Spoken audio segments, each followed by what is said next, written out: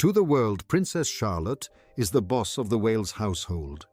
The feisty, sharp-witted 7-year-old who keeps her brothers George and Louis in line with a single stern glance. She is the granddaughter of a queen and the daughter of a future king, a child born into a life of unimaginable privilege and relentless public scrutiny. But inside the elite ivy-covered gates of Lamrook School, a secret nightmare was unfolding that the palace tried desperately to keep under wraps. Behind the polished uniforms and the long-standing traditions of one of Britain's most prestigious institutions, a shadow was falling over the young princess. A transfer student unimpressed by the weight of the crown didn't see a future leader. He saw a target. He bullied the princess. He mocked the legacy of her family. He tried to break the spirit of a little girl who has the eyes of the entire world upon her. But what happened when Prince William finally discovered the truth didn't lead to a public scandal or a royal decree. It led to a private confrontation, so unexpected and so profound that it has left the royal household and the school administration speechless. This is the raw, unvarnished story of the Night of Tears and the secret intervention that changed everything for the House of Windsor's brightest young star. To understand the gravity of what happened, we must first look at the unique position Charlotte occupies. Growing up as the daughter of the Duke and Duchess of Cambridge is a double-edged sword. While her life is filled with palaces and pageantry, it is also a life where normalcy is a hard-won luxury. At Lamrook, Charlotte was admired by her peers and teachers for her remarkably down-to-earth nature. She didn't want the "Your Royal Highness" treatment. She wanted to be the girl who played tag, the student who worked hard in art class, and the friend who shared her snacks. She joined every activity with a genuine, shy yet fun personality that many observers compared to her late great-grandmother, Queen Elizabeth II. But as the autumn term of 2023 began, that light started to dim. The arrival of a new student named Jasper changed the ecosystem of the playground. Jasper was a transfer from another high-pressure private school, and he arrived with a reputation for being outspoken, bold, and strategically disrespectful. He was the kind of child who tested boundaries, and for reasons known only to the psychology of a bully, he decided that the most famous girl in the school was the one he needed to take down. The harassment didn't start with a bang, it started with a whisper. During the second week of the term, Jasper began making subtle, biting digs.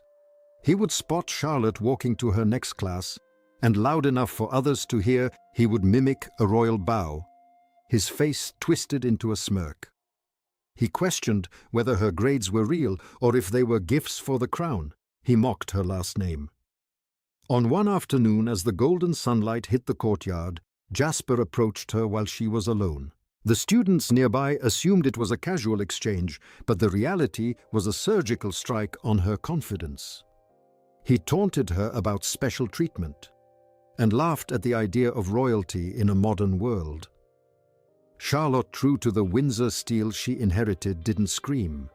She didn't retaliate. She stood perfectly still, her face a mask of quiet dignity, and eventually she just walked away. But as any parent knows, the silence of a child is often louder than a cry for help. In the days that followed, Jasper's behavior became a calculated campaign of psychological warfare. He realized that Charlotte wouldn't fight back, and that realization didn't earn her his respect. It emboldened his cruelty. During a history lesson, when the teacher praised Charlotte's insights into the Victorian era, Jasper mumbled audibly, "Of course she knows. It's her family business, isn't it? Must be nice to have the answers handed to you." The room grew cold. Even students who initially found Jasper's rebellious energy amusing began to pull away. A young girl named Emily whispered to her friend that Jasper was looking for someone to hurt. Charlotte, meanwhile, was retreating. She sat with her usual group at lunch, but the laughter was gone. She was there, but she wasn't there. She was performing the role of the composed princess, not wanting to make a scene or bring the drama of her public life into the sanctuary of her school. The isolation deepened. Jasper began to target her in the blind spots of the school. The quiet hallways, the corners of the library, the locker rooms, where teachers weren't always present. In the art room, while Charlotte was focused on a watercolor landscape, Jasper passed behind her and whispered a sentence that cut deep. "Even your painting looks privileged." When she looked down at her brush, her hand was trembling. Her face flushed a pale, embarrassed pink, but she never looked up. She never reported him. In her mind, she was a princess, and princesses were supposed to be above such things. During a PE running drill, the teacher unknowingly paired the two together. Jasper used the opportunity to jog alongside her, muttering, "Try to keep up, princess. Or are you waiting for a carriage to pick you up?" Halfway through the lap, he stopped and shouted to the class, "You know what? You can run alone. You're used to being special anyway." The laughter from a few confused classmates felt like a physical blow. Charlotte finished the laps by herself, her jaw set tight, never looking back, but the erosion of her comfort was nearly complete. The breaking point came on a rainy Friday afternoon in late October. The students were lining up for the bus's umbrellas, popping open against the grey English sky. As Charlotte opened her umbrella, Jasper brushed past her, intentionally knocking into her shoulder. It wasn't enough to make her fall, but it was enough to make her feel small. He didn't stop, but he leaned back and whispered, "Must be nice to have a whole country bend for you." That comment, so casually cruel, was the one that finally broke the dam. That evening, in the privacy of her bedroom at Adelaide Cottage, the mask finally shattered. Charlotte sat on the floor, her school bag abandoned and unzipped beside her. She wasn't reading the book that was open on her lap. Her eyes were glassy, and for the first time in months, the tears began to fall. She wasn't sobbing. She was leaking sorrow. She hadn't told George, she hadn't told her mother, and she certainly hadn't told her father. She thought the Kennedy discipline meant carrying the weight alone. Little did she know the silence was about to be broken by the one person who knew exactly what she was going through. The discovery was accidental. Prince William had come to check on her before dinner and found her sitting in that haunting silence. He didn't ask what's wrong with the booming voice of a royal. He sat on the floor beside her and waited. When the truth finally spilled out, the special treatment comments, the sabotaged science project, the privileged whispers, William didn't react with the explosive anger the public might expect. He reacted with a cold, focused resolve. He remembered his own days at Eton, the whispers about his mother, the burden of being the one. He knew that for a royal child, school is the only place where you can try to find your own soul, and if that sanctuary is poisoned, the damage can last a lifetime. He made a private phone call to the headmaster that night, but he didn't demand Jasper's expulsion. He demanded a conversation. The next morning, the staff at Lamrook were stunned to see the prince's car arrive before the first bell. He wasn't there for a photo op. He was there as a father. After a briefing with the headmaster and the counsellor, William asked to speak with Jasper directly. The young boy entered the room, his usual bravado replaced by a visible, vibrating fear. He expected a lecture. He expected to be told that he had insulted the future of the British monarchy.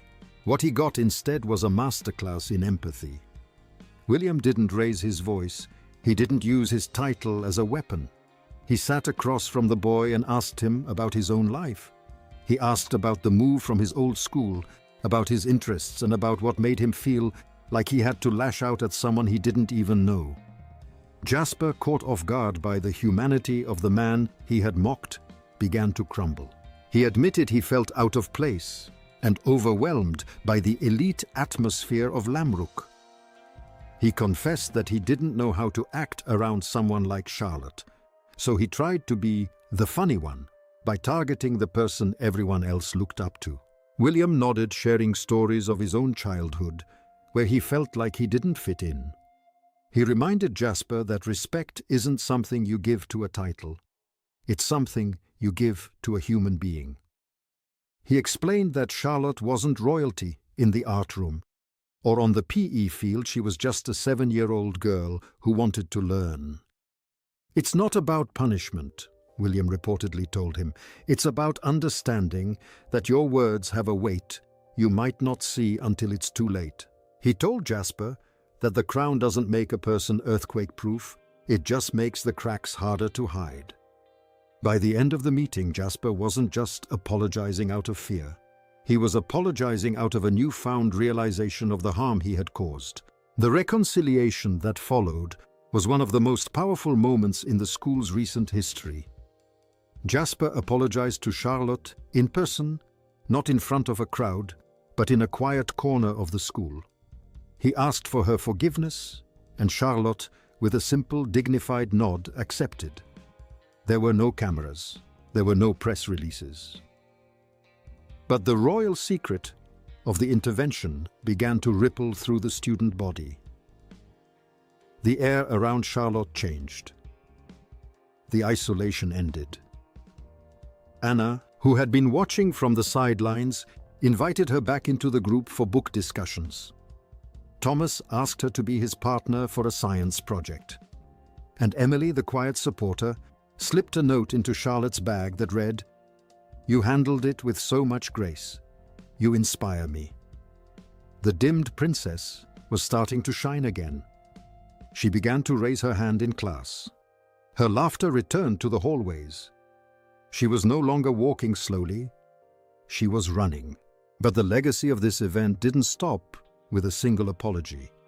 Prince William remained in contact with the school, suggesting a series of student-led workshops on empathy and inclusion.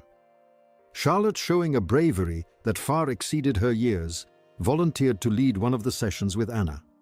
Their presentation, titled "Creating Space for Everyone," didn't name names or dwell on the drama.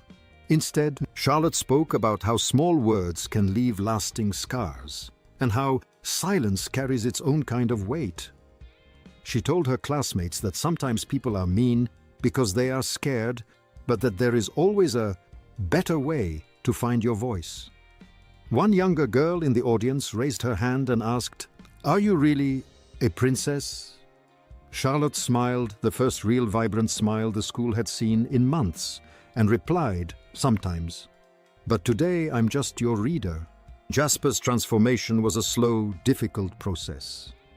He still struggled with his temper and his need for attention, but the culture of the school had shifted. It no longer rewarded his sarcasm. He found a new outlet for his energy in the robotics club, where he partnered with a boy named Felix.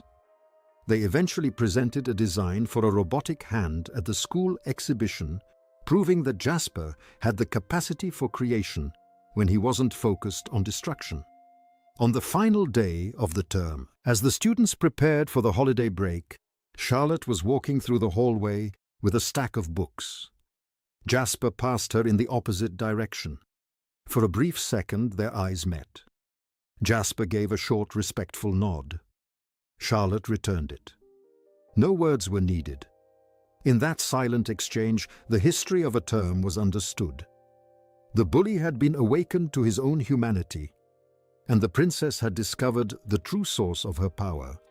Not her title, but her unwavering courage to remain kind in the face of cruelty. As the doors of Lamrook School closed for the holidays, the institution stood not just as a place of academic excellence, but as a space that had learned a vital lesson through the quiet strength of one girl and the difficult awakening of one boy. The royal secret of Charlotte's bullying is a reminder that even the most protected children in the world face the same human struggles as everyone else. But it is also a testament to a new era of royal parenting. Prince William didn't hide behind protocol. He used the power of his own experience to bridge a gap and heal a wound. He taught his daughter that dignity doesn't mean silence, and he taught a bully that strength doesn't mean cruelty. Princess Charlotte didn't just survive her first year at Lamrook. She conquered it with a grace that proves she truly is her great-grandmother's heir. The boss is back. But this time, her leadership is built on the most powerful royal duty of all, the courage to be herself. The impact of William's intervention was felt far beyond the school. Inside the palace, the story of how the Prince of Wales handled the situation became a blueprint for dealing with the modern challenges of the younger generation. It signaled a move away from the never complain, never explain motto of the past toward a more proactive, emotionally intelligent form of leadership. Kate, too, was instrumental in the healing process, spending hours with Charlotte at home, helping her process the dimming of her spirit and encouraging her to find her voice again. The royal couple's refusal to turn the incident into a public battle against the school or the boys' family showed a level of maturity that stabilized the situation before the tabloids could get a hold of it. They chose peace over performance, and in doing so they protected their daughter's future. As we look back at the photographs of Charlotte during her first official walkabouts after the Respect Week at school, there is a new depth in her eyes. She carries herself with a poise that isn't just practiced, it's earned. She knows what it's like to be isolated, and she knows what it's like to forgive. When she shakes the hands of well-wishers or comforts a crying child in the crowd, she isn't just playing the part of a royal. She is a girl who has been through the fire and come out with her soul intact. The shadow of the grandmother has never been clearer. Like Elizabeth II, Charlotte has learned that true authority comes from the ability to stand firm while remaining compassionate. The secret history of Lamrook is now a part of her personal legend, a story of a volcano project that was knocked down and a princess who stood back up. The school's annual Respect Week has now become a cornerstone of the curriculum, a permanent reminder of the time when the student body learned that every voice matters. Jasper's anonymous note on the kindness wall: "I used to make people uncomfortable because I didn't know how to be myself. Someone showed me a better way," remains a powerful testimony to the efficacy of William's fatherly intervention. It proves that even the most confrontational spirits can be redirected when they are met with understanding rather than just punishment. For Charlotte, the experience was a royal duty of a different kind, the duty to protect her own integrity. She proved that being the boss isn't about giving orders. It's about having the strength to stay polite when the world is being rude. What do you think about the way Prince William handled the bullying of Princess Charlotte? Was he right to choose a conversation over a more formal disciplinary action, or should the school have taken a harder line against Jasper? The debate over how to protect royal children in the public eye continues. But one thing is certain: the Wales children are being raised with a resilience that will serve them well in the years to come. Charlotte's story at Lamrook is a lesson for us all that grace under pressure isn't just for the history books. It's for the playground, the classroom, and the quiet moments at home where we decide who we really want to be. Princess Charlotte has shown the world that she is more than just a name or a title. She is a survivor, a leader, and a girl who knows that the true crown is the one you wear in your heart. As the next term approaches, the world will continue to watch Charlotte's every move, analyzing her outfits, her waves, and her smiles. But those who know the secret history of the Night of Tears will see something more. They will see the girl who volunteered to lead a presentation on empathy. They will see the girl who accepted an apology with a simple, powerful nod. And they will see a future queen who understands that the most important royal duty is to ensure that no one ever feels invisible. The drama of the playground may seem small compared to the affairs of state, but for a 7-year-old girl, it was the whole world. And in that world, Princess Charlotte proved that she is exactly where she belongs. The palace walls may keep many secrets, but the story of Charlotte's courage is one that deserves to be told. It is the story of a child who refused to be dimmed, a father who refused to be silent, and a school that learned the true meaning of respect. The monarchy is in good hands, and the boss is just getting started. Don't forget to like and subscribe as we continue to uncover the hidden truths behind the royal family. The next video on your screen will take you even deeper into the secrets the palace tried to hide. You won't want to miss it. Goodbye for now, and remember, even a princess has to learn how to grow. The journey of the House of Windsor continues, and Charlotte is leading the way with a heart full of grace and a spirit that is finally truly earthquake-proof.